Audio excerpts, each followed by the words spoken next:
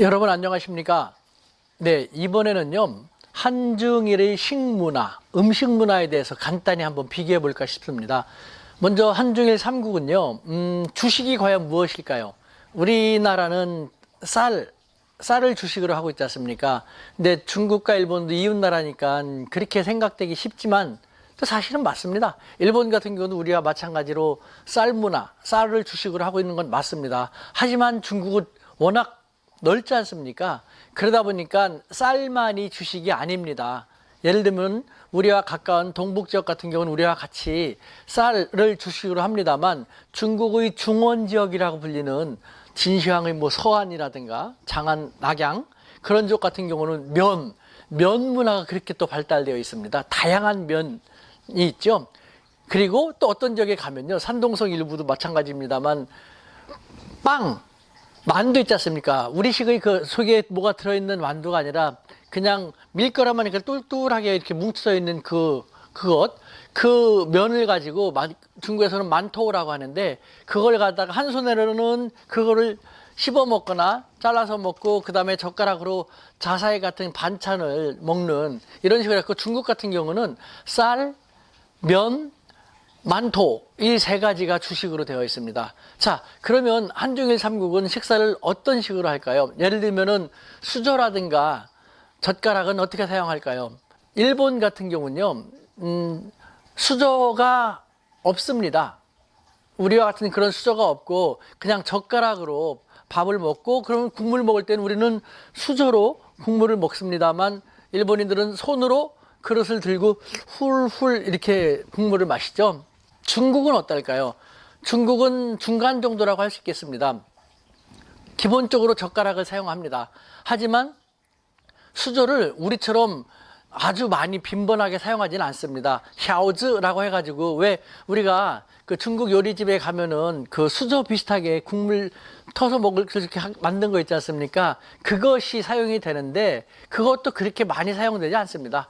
중국도 일반적으로 젓가락을 중심으로 식사를 하는 것. 그래서 중국도 그릇을 들고 먹는 그런 식문화가 기본인 것이죠. 우리식으로 한다면은 지금은 한중일 문화가 많이 융합이 돼서 그렇지도 않습니다만 우리는 제가 어렸을 때만 하더라도 그 그릇을 들고 이렇게 먹으면은 안 된다는 그런 얘기를 막 들었거든요. 하지만 반대로 중국이나 일본에서는 그대로 우리처럼 식탁 위에다가 그릇을 놓고 고개를 숙여서 먹는 것이 좋지 않다라는, 어떤 사람들은 그게 왜 안 좋은가 했더니 개가 음식 먹는 거랑 뭐가 다르냐, 너무 품격이 떨어진다라는 그런 식으로 얘기하는 일본인들도 있었습니다. 그렇게 약간 다른 면이 있습니다. 자, 그럼 이번에는 한중일 삼국 음식을 만들 때 주로 어떤 조미료를 주로 사용하는지 한번 보도록 할까요? 네, 우리나라 같은 경우는 역시 고추장입니다. 고춧가루입니다. 그냥 모든 음식이 빨갛다라고 외국인들이 생각할 정도로 빨간 것 위주가 사실이지 않습니까? 고추장이 가장 많이 들어가는데, 그러면 이웃나라 일본은 어떨까요? 섬나라 일본. 일본은 간장입니다.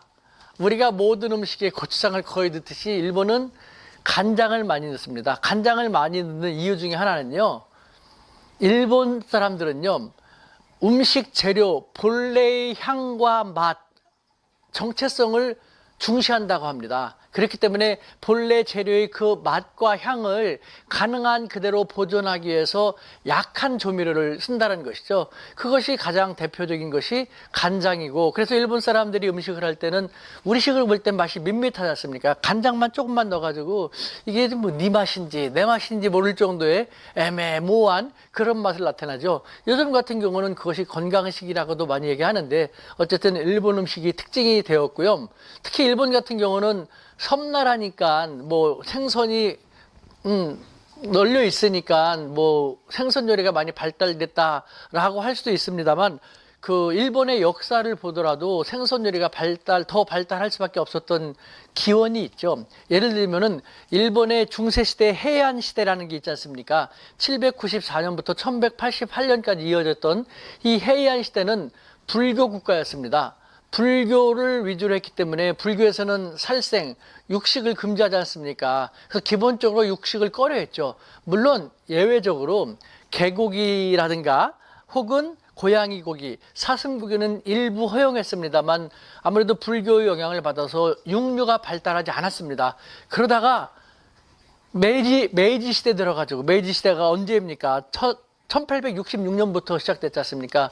몇백 년 동안을 고기를 거의 안 먹다 보니까 육류를 거의 안 먹게 되고, 그러니까 육류를 덜 먹다 보니까 일본인들이 체격이 그만큼 적고, 지금은 육류를 많이 먹으니까 메이지 시대 들어서 해금이 됐거든요.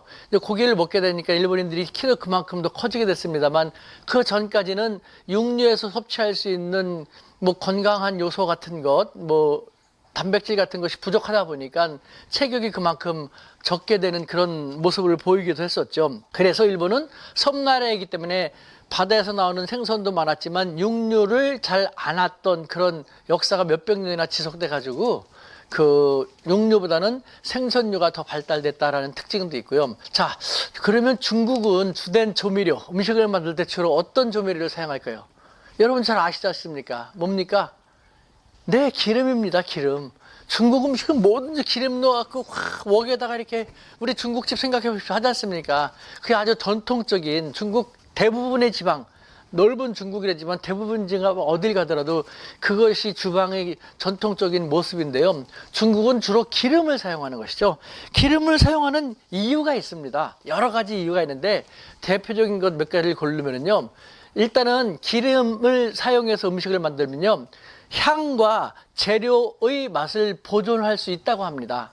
그렇기 때문에 기름을 사용해 가지고 기름층이 생겨 가지고 그 기름층이 재료 본래의 향과 맛이 날아가지, 가능한 한 덜 날아가게 만듦으로써 향과 재료의 맛을 보존하기 위해서 기름을 쓴다라는 것도 있고요. 그 다음에 또 중국의 물은, 여러분들 중국에 오신 분들 아시겠습니다만 좀 물의 수질이 좀 떨어집니다. 우리는 그냥 마셔도 되지만 중국 물은요, 석회 성분이 되게 많아요. 물에서 냄새가, 별로 좋지 않은 냄새가 나고 석회 성분 때문에 몸에 좋지가 않죠. 그래서 기름을 사용함으로써 이 물 냄새하고 석회 성분을 분리시켜 갖고 조금 더 청결하게, 안전하게 먹을 수 있게 되었다라는 것이죠. 그 다음에 중국, 넓은 중국 한랭기 때 땔감이 부족할 경우도 적지 않았다고 합니다. 과거에는. 그 경우에는 어떻게 합니까? 기름을 사용하면은 단기간에 음식을 빨리 많이 만들 수 있지 않습니까?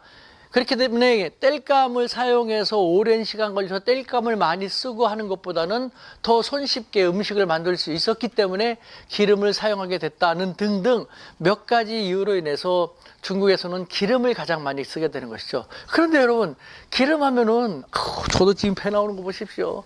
기름진 음식을 너무 좋아하거든요. 아, 맛있지만 대가를 치러야 되지 않습니까? 이렇게 되지 않습니까? 근데 중국인들은 다 이렇게 되진 않았지 않습니까? 왜 그럴까요? 기름진 음식을 잘 먹는 중국인들이 그렇게 비만하지 않은 이유는 차를 많이 마시는 차 문화가 발달되어 있기 때문에 그렇다고 하죠. 차가 왜 그렇습니까? 찻잎 성분에는요, 기름기를 빨리 제거해주는 그런 요소가 들어있다고 합니다. 그렇기 때문에 중국 사람들은 음식을 먹고 차를 많이 마시고, 그래서 기름기를 많이 줄여주고 또 소화를 촉진시켜주기 때문에 차 문화도 발달했다라는 그런 것인데, 점점 더 글로벌 시대라고 하지 않습니까? 세계가 서로 주고받고 문화도 교류를 더 많이 하면서 뭐 거의 비슷하게 많이 닮아가고 있지 않습니까? 한중일 삼국은 게다가 이웃나라지 않습니까? 왕래가 얼마나 많습니까? 그러다 보니까 고유한 음식의 특징, 각각의 특징이 점점 더 희미해지고 있는 그런 특징도 보이고 있죠. 어느 나라를 가더라도 비만인 사람들이 더 똑같이 많이 나타나는 것도 바로 이런 음식의 영향을 많이 받고 있지 않나라는 그런 생각이 듭니다. 네, 어떻습니까, 여러분? 나중에 또 궁금하신 것이 있으면요, 우리 댓글로 물어봐 주시면은 언제든지 성심껏 찾아서 여러분들께 알려드리도록 하겠습니다. 구독과 좋아요는 필수라고 합니다. 이런 얘기 안 하면 다시 찍으라고 많이 저를 괴롭히는 사람이 있어요. 구독과 좋아요 부탁드려요.